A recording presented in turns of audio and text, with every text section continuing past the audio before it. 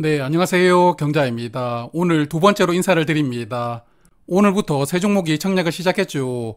코셈과 이에이트 그리고 K웨더입니다. 이 세 종목은 내일 청약이 어떻게 마무리가 될지 간단하게 예상을 해보도록 하겠습니다. 먼저 세 종목의 수요 예측 결과부터 간단하게 체크를 해보면 코셈은 기관 참여 숫자가 2022개였고요. 의무확약 비율은 10%였습니다. 그리고 K웨더도 약 2,000개 기관이 수요 예측에 참여를 했고 의무확약 비율은 3.9%였습니다.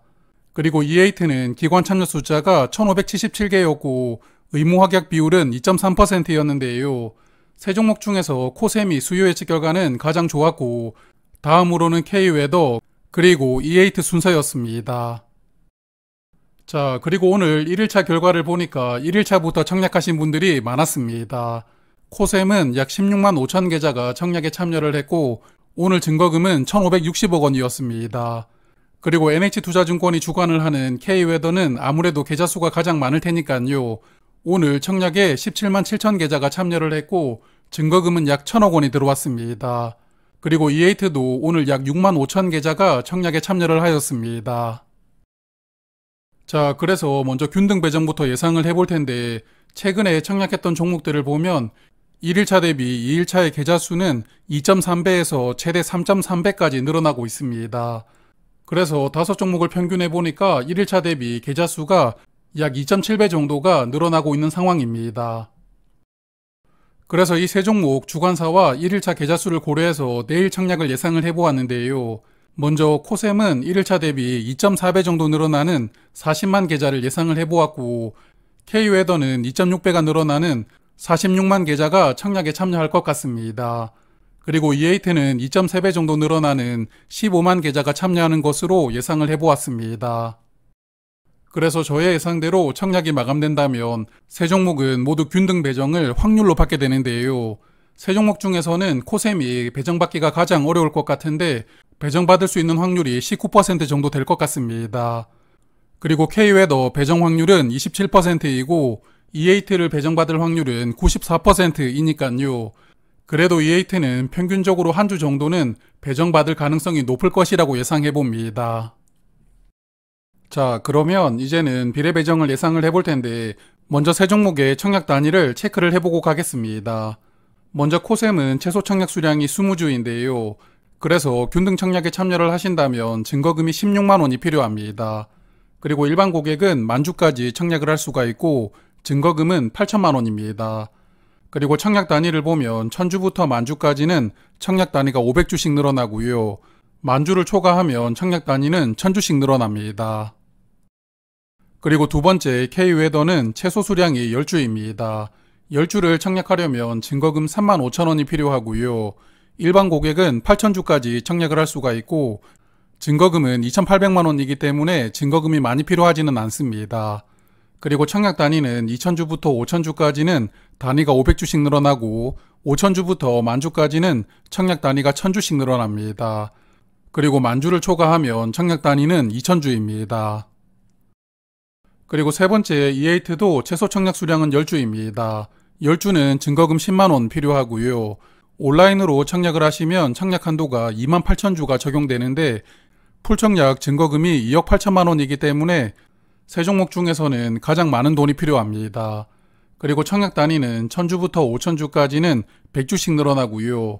5000주부터 만주까지는 200주, 그리고 만주를 초과하면 청약 단위가 500주씩 늘어나거든요. 그러므로 다른 종목에 비해서는 청약 단위가 잘게 쪼개져 있습니다.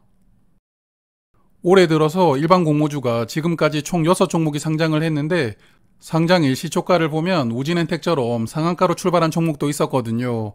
하지만 2월로 넘어오면서 분위기가 약간은 차분해지고 있는 흐름이라고 느껴지고 있습니다.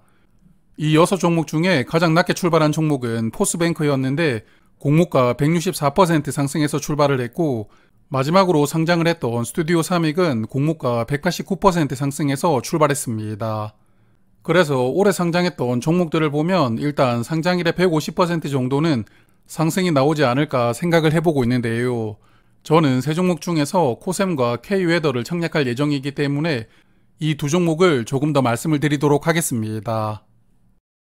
먼저 코셈입니다. 비례 경쟁률이 5,000대 1 정도로 마감이 된다면 비례 한 주를 받기 위해서 증거금은 4천만 원이 필요한데요.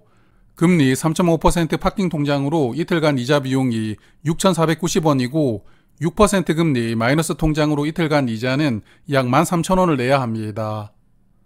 그러므로 코셈을 청약하고 상장일에 150% 정도 수익으로 매도를 했을 때 실제 수익이 얼마나 되는지 시뮬레이션을 해보았는데요. 공모가 150% 정도 수익이 나온다면 수익 금액은 24,000원입니다. 이 수익 금액에 이자 비용을 제외하고 수수료를 제외해서 실제 수익을 계산을 해보았는데 코셈 주관사인 키움증권은 청약 수수료가 없으니까요. 파킹 통장으로 청약을 했을 때 약 17,500원이 되고 마이너스 통장은 약 11,000원 정도 수익이 나옵니다. 그래서 정리를 해보면 비례 경쟁률이 5,000대 1 정도로 마감이 되고 공모가 150% 정도 상승한 가격에서 매도를 할 수가 있다면 이 정도 수익이 나올 수가 있다. 이렇게 이해를 하시면서 청약을 판단해 보시면 좋을 것 같습니다. 자, 그리고 K웨더도 같은 로직으로 계산을 해보았습니다. 비례 경쟁률이 5,000대 1이라면 한 주 증거금이 1,750만 원이 필요합니다. 그리고 파킹 통장으로 청약을 했다면 이틀간 이자가 약 2,840원이고 마이너스 통장으로 청약을 했다면 이자 비용으로 약 5,750원을 내야 합니다. 그리고 K웨더도 공모가 150%로 매도를 할 수 있다면 수익이 1,500원이 되는데요. 이번 NH투자증권은 청약 수수료가 2,000원 있으니까 수수료까지 감안해서 보면 파킹 통장으로 청약을 했을 때 실제 수익이 5,660원이고요. 마이너스 통장은 2,750원입니다. 코셈과 비교하면 실제 수익이 얼마 되지 않는데요.